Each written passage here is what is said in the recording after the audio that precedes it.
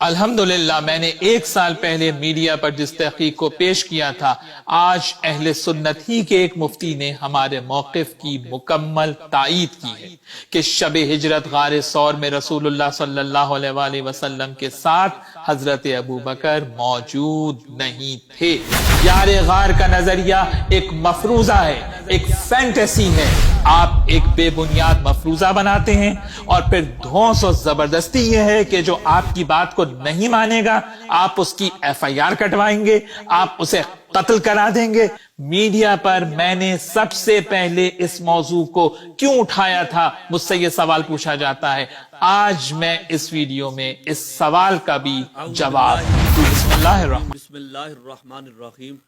یہ موصوف کی جہالت ہے۔ میں اس لیے کہتا ہوں کہ ان لوگوں کو اپنی کتابوں کے بارے میں بالکل پتہ ہی نہیں ہے اور یہ اپنی کتابیں پڑھتے ہی نہیں ہیں۔ لیکن یاد رکھیے گا، اس کو اتنا نہیں پتہ کہ انہی کی کتب کے اندر یہ بات بالکل واضح طور پر موجود ہے۔ اگر یہ مفروضہ مانتا ہے تو پھر ہمارا سوال ہے کہ ان کی کتابوں میں پھر سارے مفروضے ہی موجود ہیں، کیونکہ یہ والا مفروضہ ہم انہیں ان کی کتب سے دکھلاتے ہیں۔ آپ ان کی کتب دیکھیں گے تو حیران ہوں گے اور پریشان ہوں گے کہ اس قدر بھی یہ جہالت پائی جاتی ہے۔ تو یہ تو موصوف ویسے بھی اس کو بڑی تحقیق کرنے کا شوق ہوتا ہے، جہاں بھی صحابہ کرام رضوان اللہ تعالی علیہم اجمعین کے بارے میں ایسی بات ہو تو یہ کرتا رہتا ہے۔ ویسے تو اسے جواب دینا بنتا ہی نہیں ہے، اس کی اتنی اوقات نہیں کہ اسے جواب دیا جائے، لیکن چونکہ بہت سارا دوستوں کے اصرار کی بنیاد پر، اصرار کی وجہ سے بندہ ناچیز اس کو جواب دیتا ہے۔ انہی کی کتب میں یہ بات موجود ہے۔ میں ان کی ایک کتاب پیش کرتا ہوں، المیزان فی تفسیر القرآن، یہ، اور میں جناب صفحہ نمبر 288 پہ سورۃ التوبہ اور الجزء العاشر، وہاں پر یہ آپ نظر آئے گا، آپ کو آپ دیکھیں گے تو حیران ہوں گے۔ والمراد بصاحبہ ہوا ابو بکر للنقل القطعی، کہ یہ جو صاحب کا ذکر ہوا ہے، جو غار کے اندر کی بات ہے کہ نبی پاک صلی اللہ علیہ وآلہ وسلم کے ساتھ یہ صاحب کون تھا غار میں، تو کہتے ہیں اس سے مراد ابو بکر صدیق ہے، اور یہ نقل قطعی ہے، یہ نقل قطعی ہے۔ تو آپ غور کریں، سوچیں کہ ایک نقل قطعی کو یہ مفروضہ کہہ رہا ہے، تو اب اہل تشیع سے گزارش ہے، ان کے مجتہدین سے، کہ وہ آپ بتائیں کہ اس شخص پر اب کیا حکم شرع لگے گا۔ یہ ایک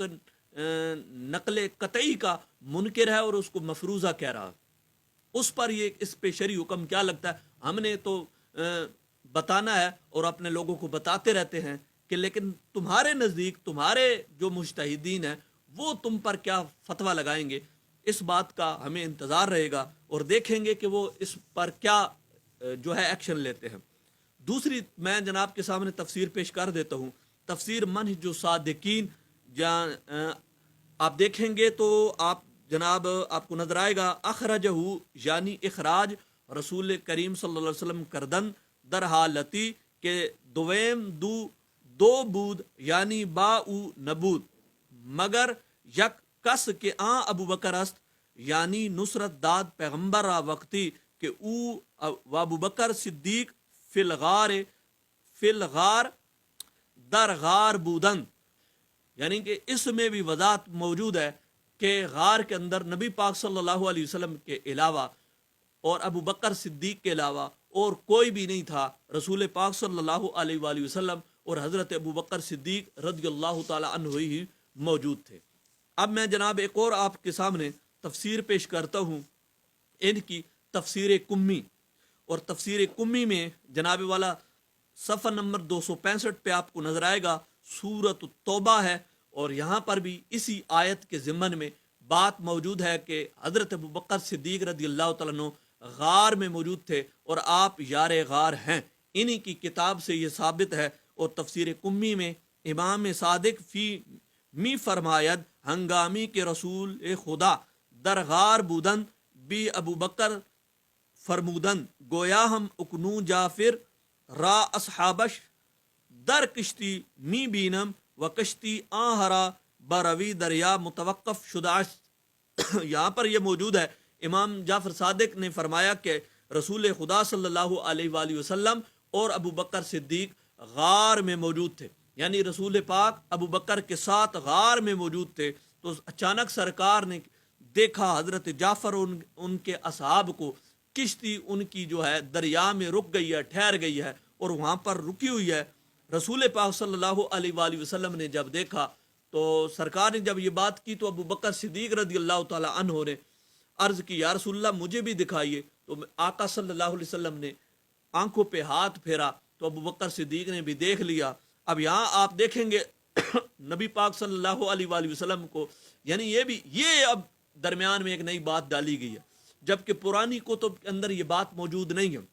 یہ انہوں نے اپنی طرف سے ڈالی ہے کہ ابو بکر صدیق نے اپنے دل میں کہا کہ میں جناب آپ جادو گر ہے، لیکن سرکار دو عالم صلی اللہ علیہ وآلہ وسلم نے آپ کو کیا فرمایا، سن کر آپ کا ایمان تازہ ہوگا۔ رسول خدا بے او فرمودن انت صدیق، انت صدیق، تو صدیق ہے،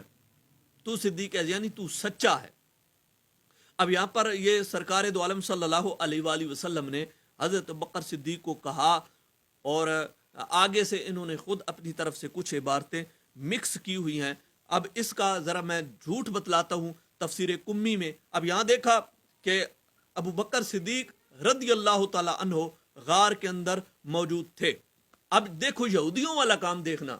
آپ حیران ہوں گے، پریشان بھی ہوں گے۔ یہی تفسیر کمی ہے، اس کا دوسرا رخ ہم آپ کو دکھلاتے ہیں۔ اسی تفسیر کمی میں جناب والا آپ دیکھیں گے اس کا ایک اور نسخہ صفحہ نمبر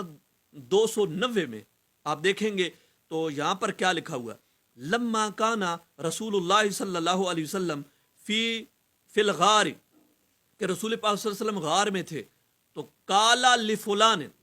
اب آپ اس کے دائیں بائیں دیکھیں تو یہ میں بڑا کر کے دکھا دیتا ہوں، آپ یہاں پر دائیں بائیں دیکھیں، واقعہ ایک ہی ہے۔ ایک کتاب میں ابو بکر صدیق کا ذکر ہے، دوسری میں انہوں نے ابو بکر صدیق کا نام کاٹ کر یہاں لفلان لکھا ہوا۔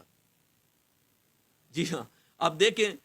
اب لوگ پھر کہتے ہیں کہ یہ ان کی یہ باتیں کیوں دکھلاتا ہے، میں اس لیے دکھلاتا ہوں کہ یہ آپ دیکھیں تو خود غور کریں، اندازہ لگائیں۔ کالا لفلان، اب یہاں پر لفلان لکھا ہوا، ابو بکر صدیق کا یہاں پر نام ہی کاٹا ہوا ہے۔ اور پھر آگے مزے کی بات دیکھیں گے تو آگے عبارت میں لکھو فمسخ علی عینیہ، یہاں پر واحد ضمیر جو ہا ضمیر کا مرجع ہے، یہ واحد مذکر کی ضمیر ہے، پھر یہ کہاں لوٹ رہی ہے، یعنی کن کی آنکھوں پر، اس کی آنکھوں پر جو ہے سرکار نے ہاتھ پھیرا۔ تو اب کس کی آنکھوں پر پھیرا، وہ تو فلان ہے ہی کوئی نہیں، تو فلان کا ذکر تو یہاں پر کیا ہی نہیں ہے،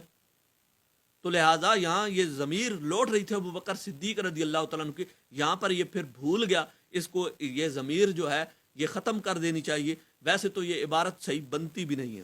اور دوسرا جو ہے شرح ابن الحدید کے حوالے سے جو نہج البلاغہ کی شرح ہے، اس کے اندر بھی یہ بات موجود ہے کہ جو حضرت بکر صدیق یار غار ہے۔ دیکھیے جی، میں آپ کے سامنے پیش کرتا ہوں،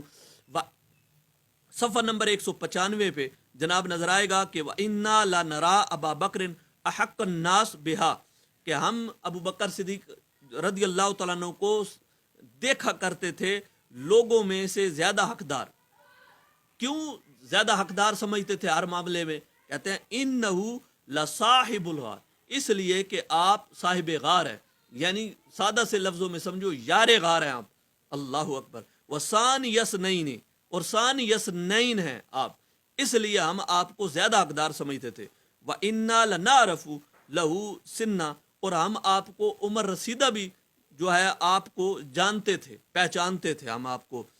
اور وَلَقَدْ أَمَرَهُ رسول اللہ صلی اللہ علیہ وسلم بِالصَّلَاةِ وَهُوَ حَيٌّ، کیونکہ رسول پاک صلی اللہ علیہ وآلہ وسلم نے ان کو اپنی ہی زندگی میں نماز کا حکم دیا تھا کہ آپ نماز پڑھائیں، اس وجہ سے بھی ابو بکر صدیق زیادہ حقدار تھے۔ اور یہاں پر بھی انہوں نے انہو لصاحب الغار، لصاحب الغار، کہ صاحب الغار، یہ آپ کی کتب شرح ابن الحدید میں بات موجود ہے۔